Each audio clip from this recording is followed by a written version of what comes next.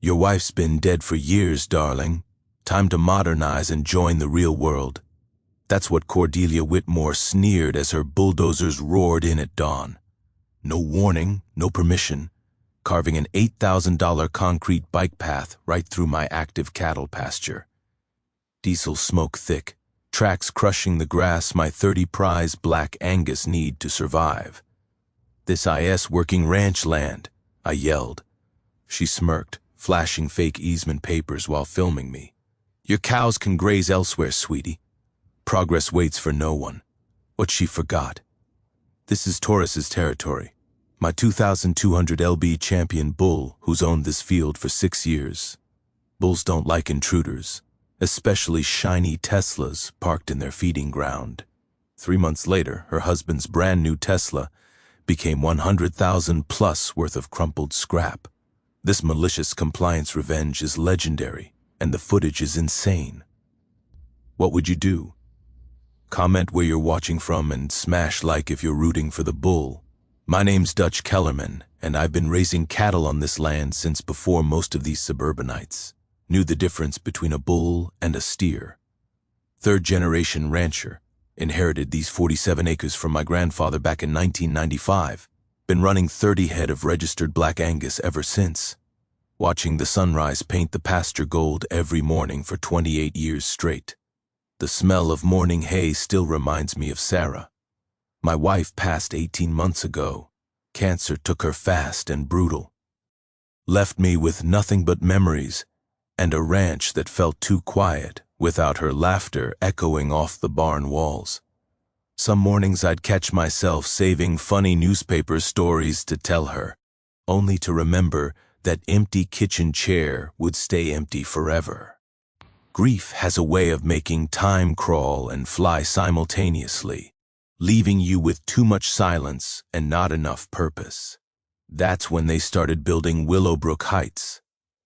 Like some suburban infections spreading across what used to be decent farmland. 200 cookie-cutter mixed mansions sprouting like mushrooms after rain, each one worth more than my entire herd combined. Suddenly, I had neighbors who thought grass should be emerald carpet, not cattle food. The kind of folks who complained about roosters crowing, but paid premium prices for farm-fresh eggs at Whole Foods, wanting the aesthetic of country living without any actual country. Enter Cordelia Whitmore, stage left, with all the subtlety of a freight train derailment. 49 years old, former corporate lawyer from California who moved here thinking she could run our county like her personal boardroom. HOA president for 3 consecutive terms. Drove a white Tesla Model X with EcoFam vanity plates and wore those expensive yoga pants like armor against authentic life and honest work. The woman treated every neighborhood dispute like a hostile corporate takeover, complete with PowerPoint presentations and legal threats typed in Comic Sans font, because nothing says I'm Burr. Reasonable like threatening your neighbors with lawsuits in playful typography. She'd moved from Silicon Valley when her husband Brad landed some high-paying tech executive position, bringing that uniquely Californian passive-aggressive communication style that turns simple conversations into email chains longer than my property deed. First came the noise complaints about my cattle lowing at dawn. Apparently, Black Angus don't respect suburban sleep schedules or understand modern concepts like quiet hours. Then the certified letters about agricultural odors affecting property values because heaven forbid anyone smell actual farm life in what used to be farm country. Legal threats arrived every Tuesday like unwelcome clockwork, always TCing her attorney, always demanding I relocate my livestock operation somewhere more appropriate for modern community standards. Here's what most people don't know about property easements. They require explicit written landowner consent for any recreational use, and historical emergency access rights can't legally be converted to bike paths without proper documentation and approval. Translation: just because some dusty old document mentions your property doesn't mean anyone can build whatever they want, wherever they want. But Cordelia had discovered something interesting buried in the county records. a 1960s recreational easement that supposedly ran right through my main pasture. The same pasture where Taurus, my 2,200 lb prize bull and undies, puted king of the herd, had established his territorial kingdom over 6 years of dominance. That bull had claimed that exact spot as his personal dining room and didn't just dislike sharing, he'd charge anything that moved wrong in his space. I'd seen him chase off delivery trucks that honked their horns near his fence line. The real injustice came on a cold Tuesday morning in October, when I walked outside to find surveyors already marking trees for Cordelia's planned $80,000 bike path construction, spray painting bright orange X's on oak trees older than her entire bloodline. No phone call, no permission request, no courtesy visit. Just confident trespassing, with blueprints showing concrete cutting straight through Taurus's territory. "Excuse me, this is private land," I called out, my breath forming clouds in the crisp morning air. The head surveyor barely glanced up. "HOA infrastructure project, sir. We have proper documentation." That's when I spotted her, Cordelia standing by my fence line filming everything, her satisfied smile saying she'd finally found my weakness. What she didn't know was that 30 years of animal husbandry had taught me something valuable. With enough patience and the right conditioning, you can train almost any behavior into livestock. Within 48 hours of the surveyor incident, Cordelia had escalated from trespassing to full legal warfare. A thick manila envelope arrived via certified mail, return receipt requested. The kind of official intimidation at screams, "I have lawyers, and you're about to get crushed." Inside sat a cease and desist order, claiming I was unlawfully interfering with approved municipal infrastructure development. Apparently, my crime was asking trespassers to leave my own property. The letterhead belonged to Marcus Webb, attorney at law, whose office address traced to a strip mall between a nail salon and a payday loan shop. Always a confidence-inspiring sign when your opponent's legal representation operates next to businesses advertising in neon. But Cordelia wasn't stopping at paper threats. She'd filed formal complaints with the county, claiming my aggressive cattle posed immediate public safety risks near the planned bike path route. According to her sworn statements, Taurus had menaced and threatened innocent joggers through the fence line, conveniently forgetting to mention those joggers were actually her hired surveyors trespassing on clearly posted private property while carrying surveying equipment. The smell of fresh legal ink mixed with my morning coffee created a bitter cocktail as I read her escalating demands: immediate relocation of all cattle from the designated recreational corridor, or face municipal enforcement action and potential seizure. Translation: move your animals voluntarily or we'll move them for you, probably to the nearest auction house. Her attorney had also threatened criminal charges for obstruction of public works if I continued harassing municipal contractors. Errantly, standing on my own land and asking questions constituted harassment in Cordelia's legal universe. That's when I decided to fight back with something Cordelia hadn't expected from a simple cattle rancher: actual legal knowledge and professional representation. I drove into town and hired Mackenzie Reeves, a local attorney who specialized in agricultural law and didn't operate out of strip malls. Sharp as a new fence post and twice as tough, Mackenzie had built her 20-year practice defending farmers against exactly this kind of suburban land grab. "Let's start with the fundamentals," Mackenzie said, spreading Cordelia's documents across her solid oak desk, like evidence at a crime scene. "Show me this miraculous easement they're claiming gives them authority over your property. What we discovered during our initial investigation made my blood pressure spike and Mackenzie's eyes light up like Christmas morning." The 1960s document Cordelia was waving around like a magic wand specified emergency vehicle access only: fire trucks, ambulances, police vehicles during emergencies. Recreational use wasn't mentioned anywhere in the original county filing. And more importantly, converting emergency access rights to public recreational use required completely new documentation, environmental impact studies, and verified written landowner consent. Cordelia had forged my signature on the recreational use consent forms. "Well," Mackenzie said, holding the fraudulent document up to her officer. "Elite, this is either the worst forgery I've encountered in 20 years of practice, or you've suddenly developed a severe case of dyslexia that affects only your signature and makes you spell your own name wrong. Emergency access easements are legally distinct from recreational easements under state property law, and any conversion between the two categories requires new environmental assessments, public hearings, and verified landowner consent with notarized signatures.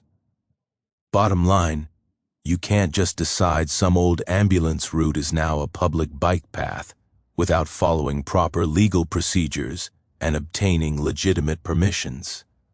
But Mackenzie's deeper investigation revealed something that made this conflict personal rather than just legal. Cordelia's California law license had been suspended 3 years ago for ethics violations involving forged client signatures and misappropriated escrow funds. She'd been practicing law in Texas without proper state authorization, making every legal document she'd filed worth less than the paper it was printed on. Her threats carried all the legal authority of a grocery shopping list, while Mackenzie systematically built our legal defense and prepared counter-suit documentation. I started my own parallel project back at the ranch. 30 years of raising cattle had taught me that animals respond remarkably well to consistent behavioral conditioning, and Taurus was considerably smarter than most people, including suburban HOA presidents, gave HBR Bar. I am credit for understanding. I began simple audio association training, playing recorded car alarm sounds during his regular feeding times, while rewarding him with premium cattle treats when he moved toward the noise source instead of away from it. The satisfying crunch of cattle pellets between his massive jaws became the daily soundtrack to what I privately called Project Payback. Meanwhile, Cordelia had scrambled to hire an actual licensed attorney to replace her discredited strip mall lawyer. But the legal damage was already substantial. Her forged documents, unauthorized legal practice, and fraudulent consent forms had created an extensive paper trail that practically screamed for criminal fraud investigation. Mackenzie filed formal complaints with the State Bar Association, the County District Attorney's Office, and the State Attorney General's Consumer Protection Division. The local community started choosing sides in what was becoming a very public battle. Some neighbors quietly supported my fundamental right to use my own property as I saw fit, while others bought completely into Cordelia's progress and modernization narrative about bringing the community into the 21st century. The downtown coffee shop became an informal battleground, where conversations stopped abruptly when I walked in, then resumed in hushed whispers after I left with my order. But every evening at feeding time, I'd walk out to the main pasture and watch Taurus respond with increasing precision. Tober Burr. Those recorded car alarm sounds. Patient, consistent, methodical conditioning, just like everything else in life worth doing right. Cordelia wasn't the type to back down from a fight, especially after her legal threats backfired spectacularly. If she couldn't intimidate me with fake lawyers and forged paperwork, she'd try environmental warfare, because nothing says modern community leader like weaponizing ecology against your neighbors. 2 weeks after Mackenzie exposed her fraudulent consent forms, Cordelia launched what she called a community health initiative. The accurate smell of fresh printer ink filled my mailbox as glossy flyers appeared in every Willowbrook Heights home, complete with stock photos of polluted streams and bold headlines screaming, "Is your family drinking contaminated water?" Her accusation was vintage Cordelia manipulation. My cattle were contaminating the creek water with dangerous agricultural runoff, creating potential health hazards for the entire subdivision. According to her emergency community bulletin, immediate livestock relocation was necessary to prevent a public health crisis. she'd hired Dr. Richard Petton, environmental consultant, who arrived Thursday morning in a white van with official-looking green lettering. The man wore a pristine lab coat and carried scientific-appearing equipment, taking water samples upstream and downstream from my property, while Cordelia filmed everything for her social media documentation campaign. 30 years of contamination, she announced to her phone camera, standing beside the creek where my cattle had been drinking safely for decades. This community deserves better than living downstream from agricultural pollution. The metallic taste of outrage flooded my mouth when I read Petton's preliminary report.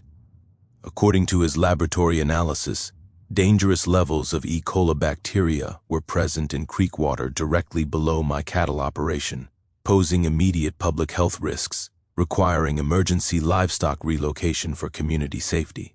But Mackenzie had taught me to verify everything Cordelia presented as scientific fact. A basic internet search revealed Dr. Petton's environmental consulting business was registered to a suburban ranch house, and his certified laboratory was actually his spare bedroom converted with equipment ordered from Amazon.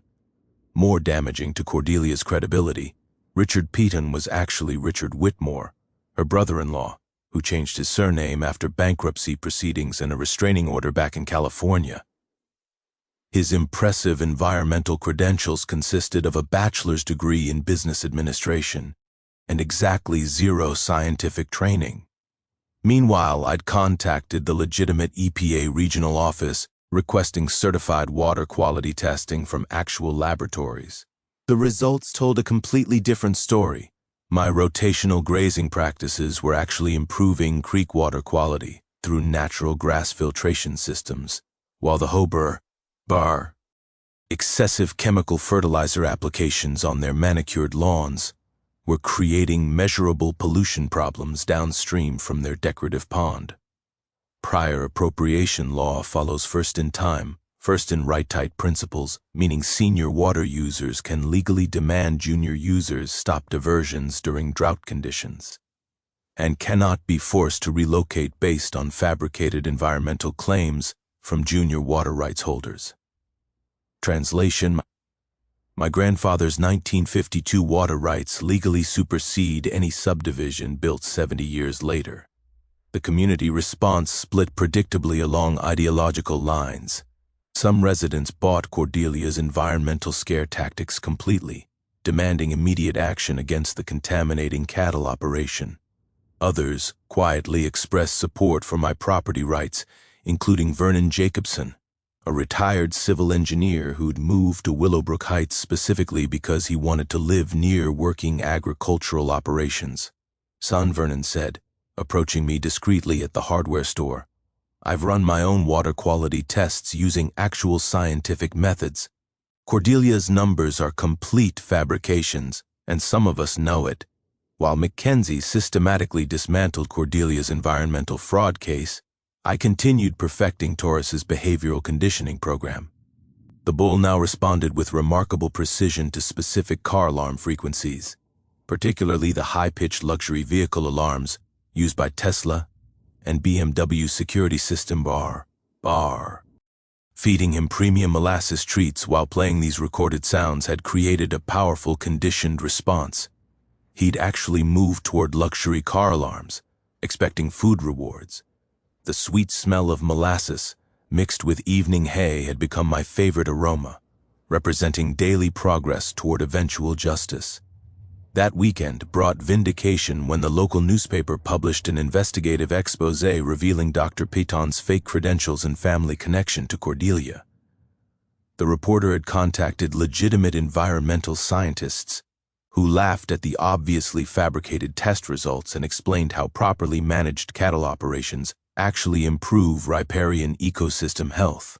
Cordelia's environmental warfare had backfired spectacularly, but it revealed her increasing desperation and willingness to involve family members in criminal fraud.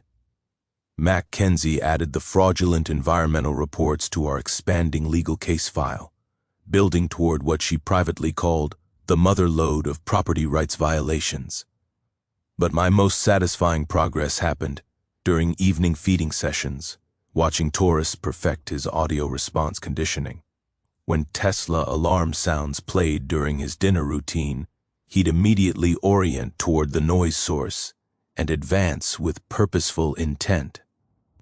2,200 lb of behaviorally modified agricultural justice, ready to defend his territory against specific automotive triggers. Cordelia's environmental fraud exposure should have ended is battle. But desperation transformed suburban HOA presidents into dangerous criminals. Instead of retreating gracefully, she escalated to tactics that crossed every line between harassment and felony intimidation. The first warning sign appeared on a gray Monday morning when I discovered my cattle water troughs contaminated with motor oil. Not enough to seriously poison the animals, but sufficient to make the water undrinkable and force me to haul fresh water from my well. The acrid petroleum smell mixing with morning mist told me someone had spent considerable time sabotaging my ranch operations under cover of darkness. 2 days later, while I attended Sarah's memorial service at the county cemetery, someone slashed all 4 tires on my truck. The timing wasn't coincidental. Attacking me while I grieved my wife at her graveside required a special kind of calculated cruelty that went beyond property disputes into personal vendetta territory. But Cordelia was just getting started with her intimidation campaign. She'd hired Apex Security Services to conduct community protection patrols around my property boundaries. 3 men in black uniforms with official-looking badges began parking at my gate following delivery trucks and filming anyone who visited my ranch. When neighbors complained about the aggressive surveillance, the guards claimed they were protecting Willowbrook Heights from agricultural terrorism threats. The morning I found 2 of my cattle limping from Smalk C. Aliber pellet gun wounds, I realized this had escalated from harassment into felony animal abuse. The pellets were embedded in non-vital muscle areas, painful but not life-threatening, suggesting someone wanted to terrorize my livestock without killing them outright and triggering major criminal charges. That's when Mackenzie and I decided to investigate Apex Security Services with the thoroughness they clearly hadn't expected. Apex wasn't actually a licensed security company operating under state regulations. The business registration traced to a mail forwarding service, and the 3 intimidating security professionals were actually convicted felons recruited through Craigslist advertisements using untraceable email accounts. More damaging to Cordelia's legal position, financial records obtained through Mackenzie's subpoena revealed direct payments from the HOA Emergency Fund to Apex Security Services. She was systematically embezzling community money to hire unlicensed criminals for intimidating neighbors, which qualified as conspiracy, racketeering, and federal wire fraud. Federal laws apply when criminal enterprises use legitimate organizations like HOAs to commit multiple related felonies across state lines, triggering mandatory minimum sentences and complete asset forfeit. Translation: using stolen community funds to hire convicted felons for intimidation campaigns can destroy your entire life legally and financially. But while legal wheels turned with bureaucratic slowness, I accelerated Taurus's behavioral conditioning program with scientific precision. The bull now responded to specific car alarm frequencies with remarkable consistency. Through weeks of patient training, I discovered that Tesla Model X security systems produced a distinctive 1,200 Hz tone that triggered his strongest conditioned response. He'd advanced purposefully toward that exact sound from over 200 yards away. The satisfying rhythm of his hooves against packed earth during evening training sessions had become my favorite sound. Knowing each successful response brought us closer to perfect tactical timing. Community sentiment was shifting dramatically after residents learned about Cordelia's criminal security hiring practices. Vernon Jacobson had quietly organized legitimate Willowbrook Heights homeowners who were genuinely horrified by their HOA president's illegal activities. Their independent investigation revealed she'd been systematically misappropriating community funds for personal expenses, including Tesla lease payments and luxury vacations, fraudulently categorized as community development research trips. "We moved here for peaceful retirement," Vernon confided during a discreet hardware store conversation. "Not to fund some power-hungry transplant's criminal enterprise against our farming neighbors." The security harassment campaign had backfired by attracting unwanted media attention to Cordelia's questionable financial practices. Local television reporters were investigating HOA mismanagement, and the state attorney general's Consumer Protection Division had opened formal proceedings based on multiple homeowner complaints. But Cordelia's desperation drove her toward increasingly reckless escalation tactics. Thursday evening brought an anonymous phone call threatening to accidentally release my cattle gates during night hours, allowing my herd to wander onto busy county roads where they'd likely be struck by vehicles. The voice was electronically disguised, but the passive-aggressive phrasing and entitled tone were unmistakably Cordelia's communications signature. That night, I installed motion-activated security cameras throughout my property and began sleeping in the barn to protect my animals from sabotage.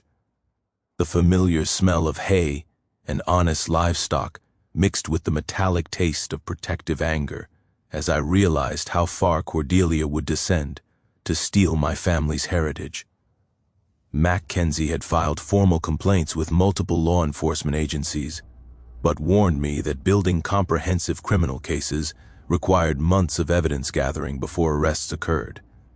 Justice would arrive eventually, but my cattle needed immediate protection from escalating criminal harassment. That's when I made the strategic decision that would define this entire conflict's resolution instead of waiting passively for legal justice.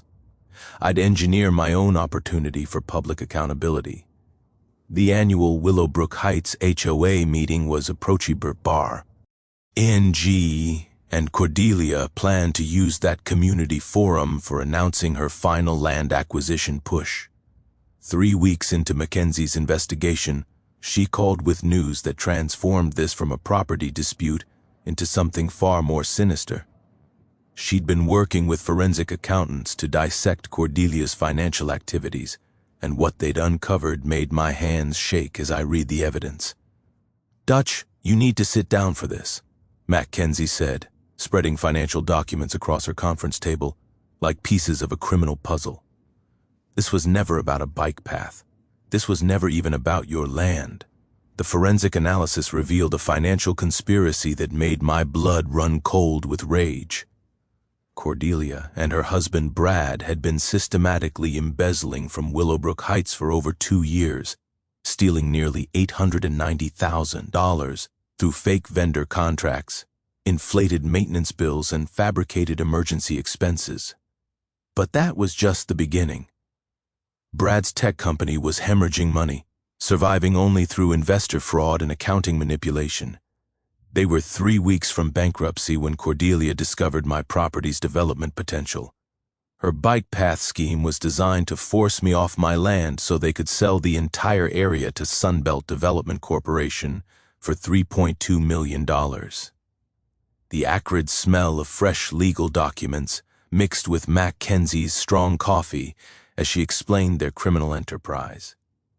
They'd already signed preliminary purchase agreement bar S with developers contingent on acquiring my 47 acres.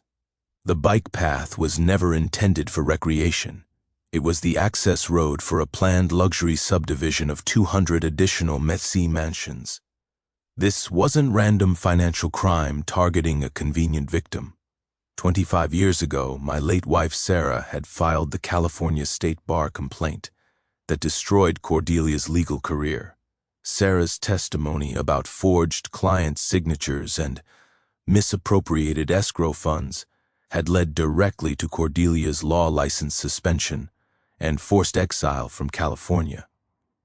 This entire scheme was elaborate revenge against a dead woman. She's been planning this since she discovered where you lived, Mackenzie said, her voice tight with controlled fury.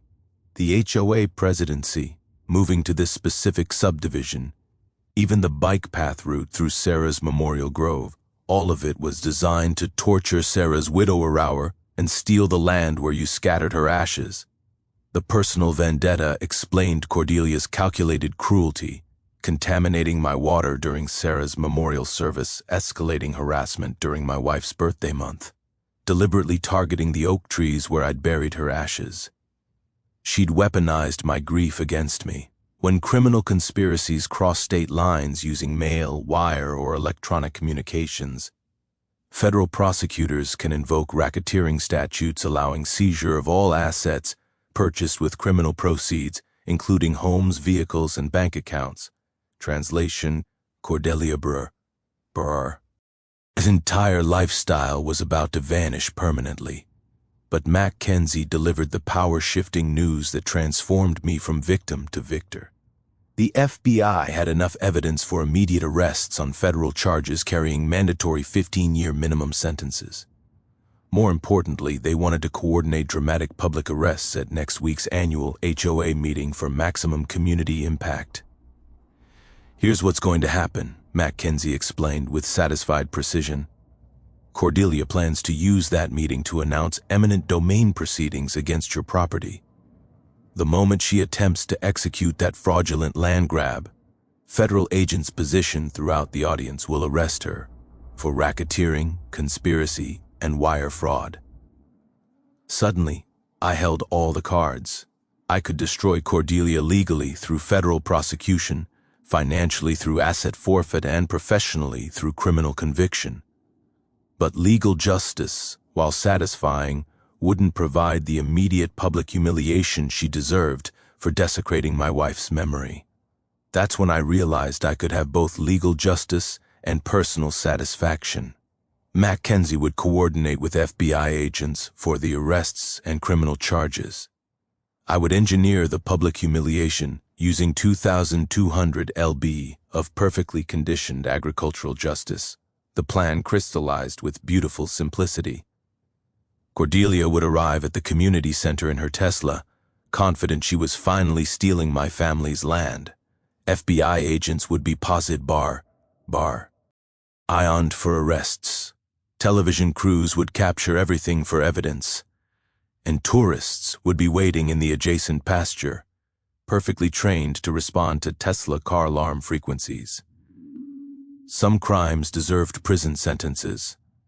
This crime deserved to be trampled by an angry bull in front of 300 witnesses and live television coverage. The metallic taste of anticipated justice mixed with evening coffee as I walked to the pasture where Taurus was completing his conditioning program. Legal victory was guaranteed through federal prosecution. Public humiliation would be delivered through agricultural precision. Cordelia wanted to destroy Sarah's memory and steal our family legacy. Instead, she was about to become a viral video featuring the most expensive lesson in property rights that Texas had ever witnessed. With the FBI coordination locked in and Cordelia's criminal exposure guaranteed, I had 1 week to orchestrate the most satisfying piece of agricultural justice in Texas history. This required precision timing, perfect animal conditioning, and coordination between federal law enforcement and one very intelligent bull. Mackenzie handled the legal choreography with surgical precision. She'd arranged for Special Agent Martinez to position undercover agents throughout the community center audience with sealed arrest warrants, ready the moment Cordelia attempted her fraudulent land seizure announcement. Local media would attend what they'd been told was a major HOA transparency Tory, ensuring maximum documentation of her spectacular downfall. But my operation required different expertise: animal behavioral psychology and automotive acoustics engineering. The metallic click of my smartphone recording Tesla alarm frequencies became the soundtrack to Taurus's advanced conditioning program. I spent dawn and dusk sessions perfecting his response until he could distinguish between different luxury car security systems with remarkable precision. Classical conditioning achieves optimal results through 200-300 audio repetitions over 14 to 21 days using high-value food rewards, with bulls showing exceptional memory retention for audio-triggered responses. Translation: with enough patience and premium molasses treats, you can train a bull to respond to virtually any specific environmental trigger with military accuracy. The sweet, sticky aroma of molasses mixed with morning hay became my constant companion. During training sessions, I discovered that Taurus responded most aggressively to the specific 1,200 Hz frequency produced by Tesla Model X panic alarms, a sound that now triggered his immediate territorial defense response from over 400 yards away. Community preparation required more delicate political maneuvering. Vernon Jacobson had quietly organized legitimate Willowbrook Heights residents disgusted by Cordelia's criminal activities. They'd coordinate to pack Monday's meeting with supporters demanding accountability, ensuring maximum audience for her Fed, aerial arrest, and subsequent automotive destruction. "We want premium seating when agents drag her out in handcuffs," Vernon confided during our hardware store strategy session, "but we also want video evidence of what happens to her precious Tesla afterward." The technical challenge involved positioning Taurus for optimal visual impact without creating obvious legal liability. Community center parking sat adjacent to my main pasture, separated by standard cattle fencing designed for normal containment, but not for bulls pursuing specific audio targets with condition determination. Here's the elegant solution I developed: DIY remote-controlled gate systems using smartphone apps and wireless actuators for under $200. And hardware store components. You can create remotely operated fence gates that respond to cell phone commands from anywhere within a half-mile radius. Completely legal for livestock management, but incredibly useful for timing bull releases with precision accuracy. Wednesday brought reconnaissance of optimal camera positioning and escape route planning. I hired a professional videographer under the pretense of creating agricultural education documentary footage, ensuring multiple high-definition angles would capture every moment of Taurus's performance for both legal evidence and inevitable social media virality. The psychological manipulation required careful theater to build Cordelia's overconfidence. I arranged for her to overhear staged phone conversations suggesting, "NG negotiated surrender of my property rights." Mackenzie played her supporting role perfectly, conducting loud settlement discussions in public coffee shops where Cordelia's suburban spy network would report back to their leader. By Friday, Cordelia was publicly celebrating her anticipated victory, posting social media updates about community modernization and successful resolution of agricultural obstructionism, and her premature confidence was exactly what I needed.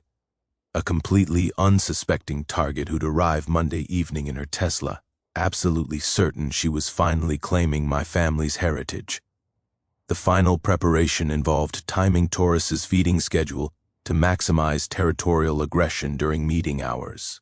Bulls defend their primary grazing areas most aggressively during evening feeding periods, and I wanted him primed for territorial protection when Cordelia's panic alarm provided the audio trigger for his conditioned response. Safety considerations required careful engineering since my goal was expensive automotive destruction, not human injury. I positioned temporary barriers to redirect Taurus's charge trajectory toward parking areas rather than pedestrian zones, and arranged discreet veterinary standby to ensure bull safety during his starring performance. The familiar smell of evening grain mixed with the metallic taste of anticipated justice as I conducted final conditioning sessions. Taurus now responded to Tesla alarms with the reliability of German Burr. Engineering meeting, agricultural determination. 2,200 lb of behaviorally modified livestock, ready to deliver expensive lessons about respecting Texas property rights. Saturday's dress rehearsal went perfectly. Smartphone gate controls worked flawlessly. Taurus responded to recorded Tesla alarms with impressive consistency, and emergency containment protocols functioned exactly as designed. Sunday evening, I sat on my porch reviewing the operational timeline while watching Taurus graze peacefully in his territory. Federal agents would deliver criminal justice through arrests and prosecution. My bull would provide personal justice through spectacular automotive destruction. Cordelia would discover that some educational experiences require very expensive tuition payments. Monday's HOA meeting would combine federal law enforcement with precision agriculture, creating the kind of viral content that agricultural rights advocates would celebrate for generations. With federal agents positioning for Monday's arrests and Taurus perfecting his automotive destruction skills, I expected Cordelia to maintain her overconfident facade through the weekend. Instead, something spooked her into a final desperate gambit that revealed just how dangerous cornered criminals become. Saturday morning brought the first sign of escalation when I discovered professional-grade surveillance equipment mounted on telephone poles overlooking my property. Not the amateur spy cameras Cordelia had used before. These were military specification devices with night vision and audio recording capabilities that someone had installed under cover of darkness. The acrid smell of electronic components mixed with morning coffee as I examined the sophisticated gear. This wasn't HOA president harassment anymore. This was federal-level surveillance suggesting Cordelia had connected with serious criminal elements willing to provide advanced equipment for her final push. Mackenzie's weekend phone call confirmed my suspicions about the escalation. "Dutch, we've got a problem. Cordelia just hired Blackstone Consulting Services for emergency security assessment of your property."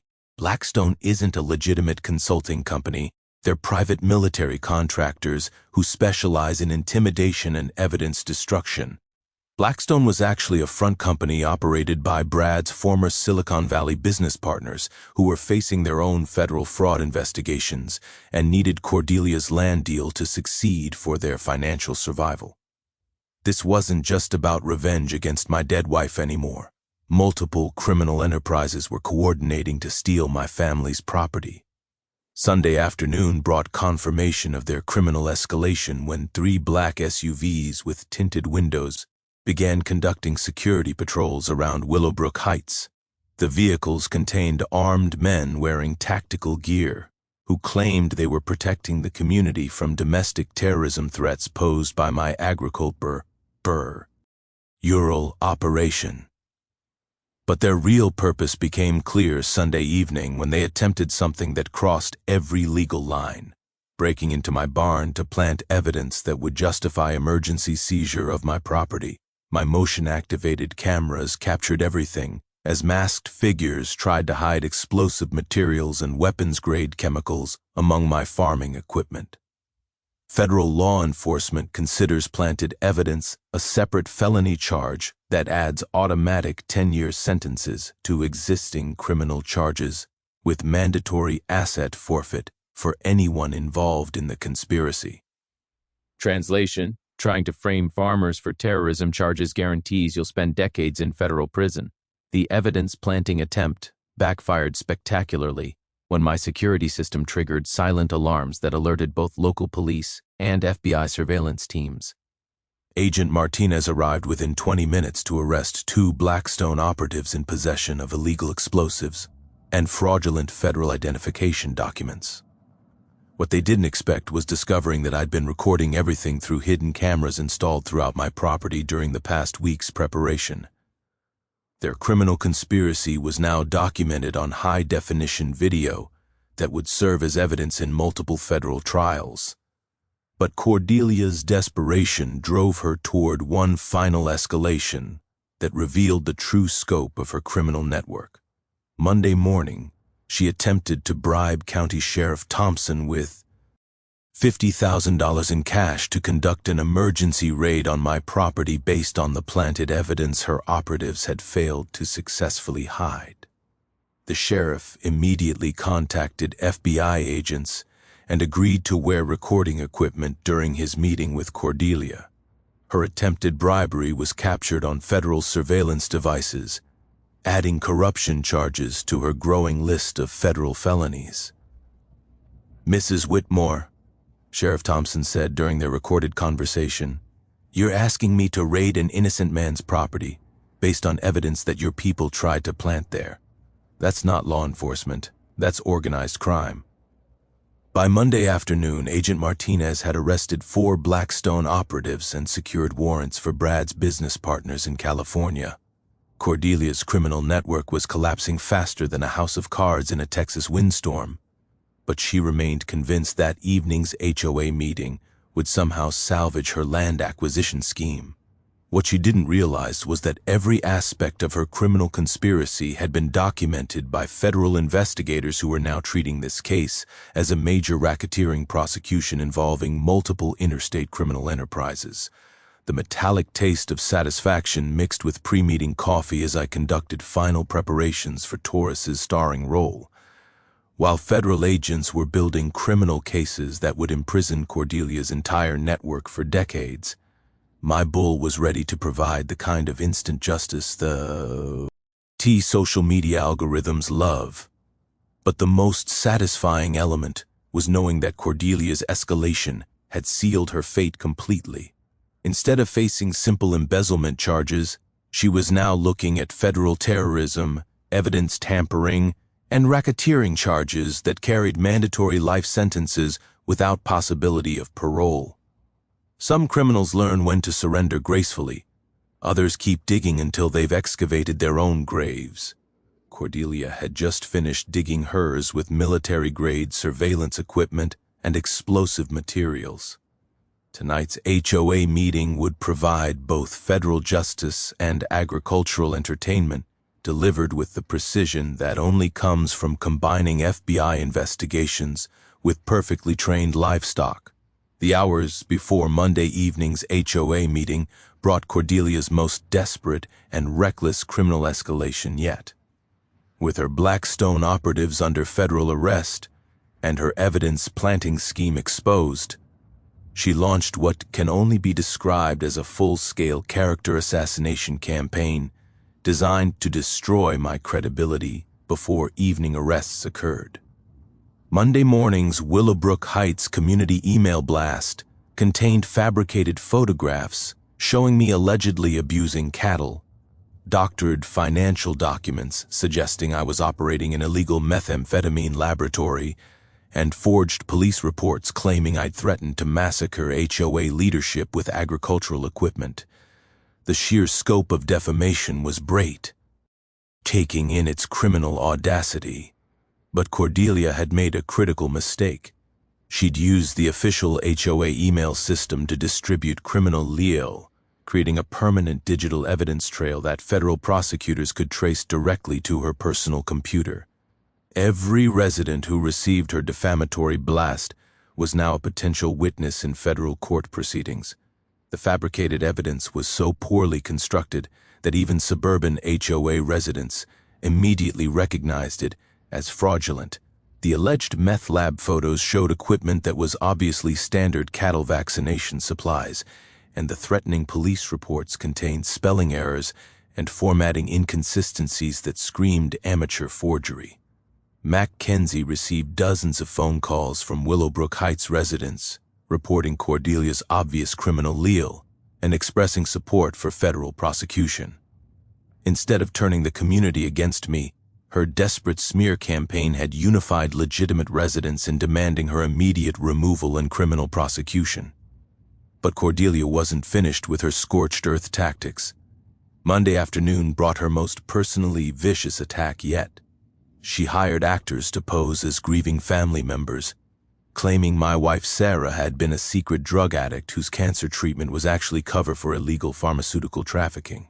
The cruelty of using my deceased wife as ammunition in her criminal schemes crossed every line of human decency. The bitter taste of rage mixed with afternoon coffee as I read her social media posts suggesting Sarah's memorial oak was actually a burial site for drug money and criminal evidence. Attacking a dead woman's memory revealed Cordelia's complete moral bankruptcy and guaranteed that her public humiliation would be particularly satisfying. Agent Martinez called Monday evening with updates that confirmed the scope of federal charges building against Cordelia's criminal network. "Dutch, we're looking at the most comprehensive RICO prosecution in this district's history. She's facing 47 separate federal felony charges across 6 different criminal statutes with mandatory life imprisonment if convicted on even half of them." The federal investigation had also revealed the true extent of her financial crimes. Brad's tech company had been laundering money for cryptocurrency scammers, using HOA funds to purchase digital assets that were then sold to fund their land acquisition scheme. The FBI's Financial Crimes Unit estimated they'd stolen over $2.3 million from multiple sources to finance their criminal enterprise. But the most damaging revelation was discovering that Cordelia had been coordinating with organized crime elements in California, who were planning to use my property as a distribution hub for interstate drug trafficking. Her bike path wasn't just access for luxury development. It was intended as a smuggling route for criminal cartels looking to establish Texas operations. When criminal enterprise involve multiple felonies across state lines with interstate commerce implications, federal prosecutors can invoke enhanced sentencing guidelines that eliminate parole eligibility and require asset forfeit of all property purchased with criminal proceeds. Translation: Cordelia would lose everything she owned and spend the rest of her life in federal prison. As evening approached in community center parking filled with residents attending the annual HOA meeting, I conducted final preparations for Taurus's performance. The bull was positioned in optimal grazing location. My smartphone-controlled gate system was armed and ready, and professional cameras were discreetly positioned for maximum documentation. The sweet evening air carried the scent of approaching justice as I watched Cordelia's white Tesla arrive precisely where I'd predicted she would park, directly adjacent to the weakened fence section where Taurus could achieve maximum visual impact during his automotive destruction demonstration. But the most satisfying element was knowing that federal agents positioned throughout the community center audience were ready to arrest her the moment she attempted to announce her fraudulent land seizure. Her criminal network had been completely penetrated by FBI surveillance, and every aspect of her conspiracy was documented with evidence that would guarantee conviction. Vernon Jacobson had coordinated legitimate residents to pack the meeting with witnesses demanding accountability, ensuring maximum audience for both her federal arrest and subsequent automotive education, courtesy of one very well-trained bull. The metallic taste of anticipated vindication mixed with pre-meeting adrenaline as I walked toward the community center. Legal justice would be served through federal prosecution and life imprisonment. Personal justice would be delivered through expensive German automotive destruction captured on high-definition video for viral social media distribution. Cordelia had spent months terrorizing a grieving widow-rower and desecrating my wife's memory for financial gain. Tonight she would learn that some lessons require very expensive tuition payments measured in Tesla repair bills and federal prison sentences. The Willowbrook Heights Community Center had never seen anything like Monday evening's crowd. 300 residents packed beyond capacity. Local media positioned for what they'd been told was a major community development announcement, and federal agents discreetly stationed throughout the audience with arrest warrants ready for execution. Cordelia arrived fashionably late in her white Tesla Model X, parking exactly where I'd predicted, directly adjacent to the fence section separating the community center from Taurus's evening grazing area. The satisfied smile on her face suggested complete confidence that she was about to announce successful acquisition of my family's property through legal intimidation and criminal fraud. The acrid smell of Vu sweat mixed with community center coffee as residents filled every available seat. Vernon Jacobson had organized legitimate homeowners demanding accountability, while Cordelia's remaining supporters clustered defensively near the front rows, unaware they were about to witness their leader's spectacular downfall. "Ladies and gentlemen," Cordelia announced from the podium with her characteristic smug confidence, "tonight, we celebrate a major victory for community progress and modernization. After months of negotiations, we've successfully resolved the agricultural obstruction that has prevented our bike path development." She clicked her presentation remote, displaying architectural renderings of the completed bike path cutting through my former pasture. "Thanks to collaborative community spirit and legal persistence, we've obtained all necessary easements and environmental approvals for this exciting recreational enhancement." That's when Mackenzie stood up from her strategic position in the third row, federal warrant folder clearly visible in her hands. "Mrs. Whitmore, I'm attorney Mackenzie Reeves, representing Dutch Kellerman. Would you care to explain to this community how you forged my client's signature on those easement documents?" The community center erupted in shocked murmurs as Mackenzie activated the projection system, displaying high-definition images of Cordelia's forged signatures alongside my authentic signature for comparison. The differences were immediately obvio bar, B-bar, us, to everyone present. Furthermore, Mackenzie continued with prosecutorial precision. "Would you care to explain how you embezzled $890,000 from this community's emergency funds to finance your personal land acquisition scheme?" Cordelia's face drained of color as financial documents appeared on the projection screen, showing direct transfers from HOA accounts to her personal banking system. The evidence was overwhelming and undeniable. "These are fabricated lies," Cordelia screamed, her composure finally cracking under public exposure. "This is a conspiracy between a grieving widower and a corrupt attorney trying to obstruct community development." That's when Special Agent Martinez stepped forward from his position near the rear exit, FBI credentials clearly displayed. "Mrs. Cordelia Whitmore, you're under arrest for federal racketeering, mail fraud, wire fraud, conspiracy, and attempted bribery of law enforcement officials." The community center exploded into chaos as residents realized they were witnessing live federal arrests of their HOA president. Local media cameras captured everything as Agent Martinez read Cordelia her rights, while 2 additional agents moved to arrest Brad, who'd been hiding near the emergency exit. But Cordelia's desperation drove her toward one final mistake that would provide the viral moment this story deserved.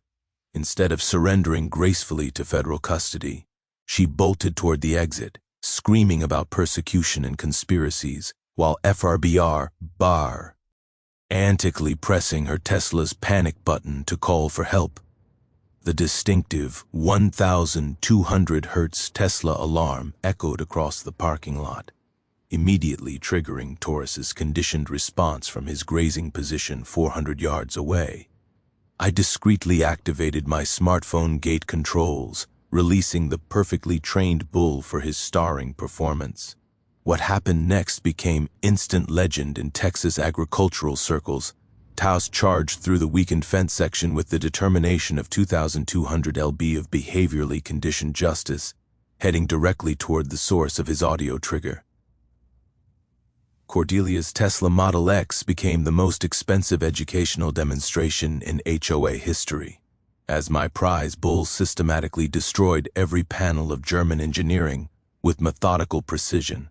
The community center crowd poured outside to witness agricultural justice in action, their shocked gasps and delighted laughter mixing with the satisfying sound of luxury automotive destruction. Local media captured every moment of Taurus's performance, creating the viral content that would make this story legendary. "Ma'am," Agent Martinez said to the screaming Cordelia as her $90,000 Tesla became scrap metal, "your insurance doesn't cover acts of livestock justice."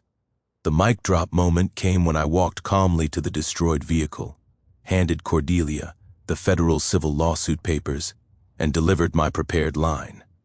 "Progress waits for no bull, sweetie."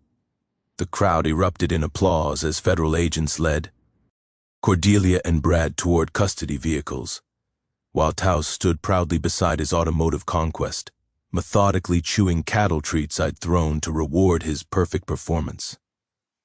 6 months after Taurus's viral performance made international headlines, justice had been served with both federal precision and agricultural satisfaction.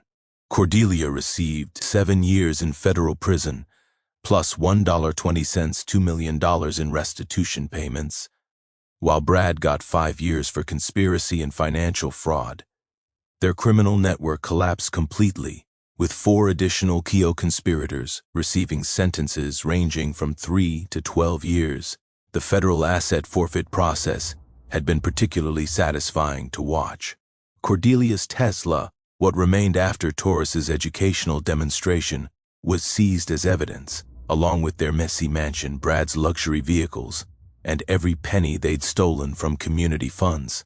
The HOA residents recovered their embezzled money with federal interest penalties, while I received substantial settlement payments from multiple civil lawsuits. But the legal victories were just the beginning of this story's positive transformation. The new Willowbrook Heights HOA board, elected after emergency community meetings, implemented what they called the Good Neighbor Charter, a set of policies prioritizing cooperation over litigation and requiring supermajority votes for any major property actions. Vernon Jacobson became president, bringing his engineering expertise and common sense of prober to community management. The bike path project was completed exactly as originally planned, but with important modifications.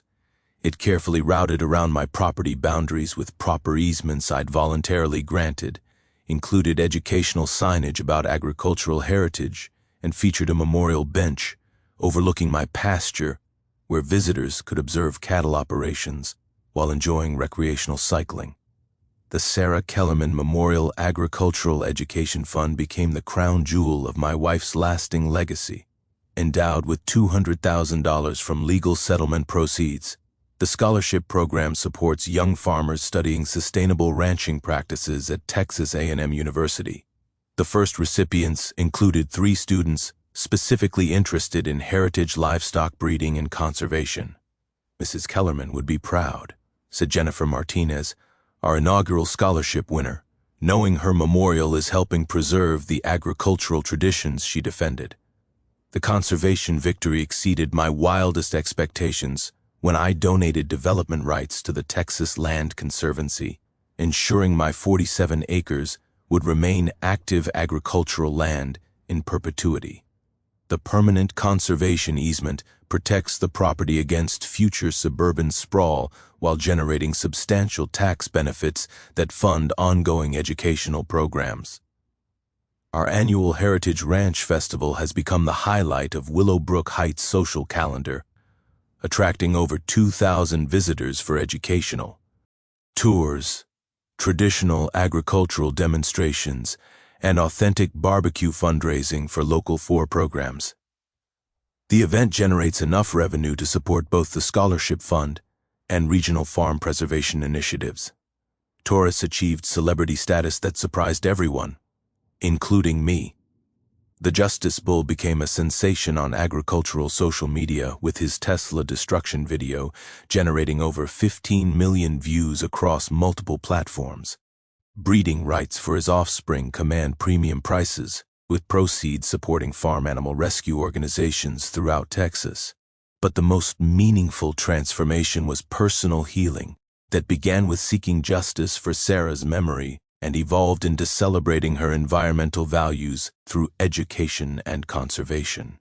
The oak grove where I scattered her ashes has become a peaceful memorial garden where school children learn about native Texas ecosystems during field trip programs. Mackenzie Reeves and I discovered that fighting corruption together creates bonds stronger than shared legal victories. Our professional relationship developed into personal partnership, and we're planning to expand the Ranch Defense Legal Foundation, a nonprofit clinic providing agricultural rights representation for family farmers facing corporate land grabs and HOA overreach. The ripple effects continue spreading throughout Texas agricultural communities. Dutch's story inspired similar legal challenges against 12 other abusive HOAs.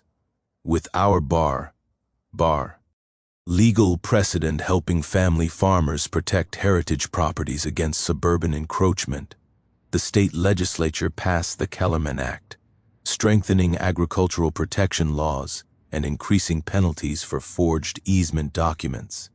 National media attention brought unexpected opportunities for agricultural advocacy.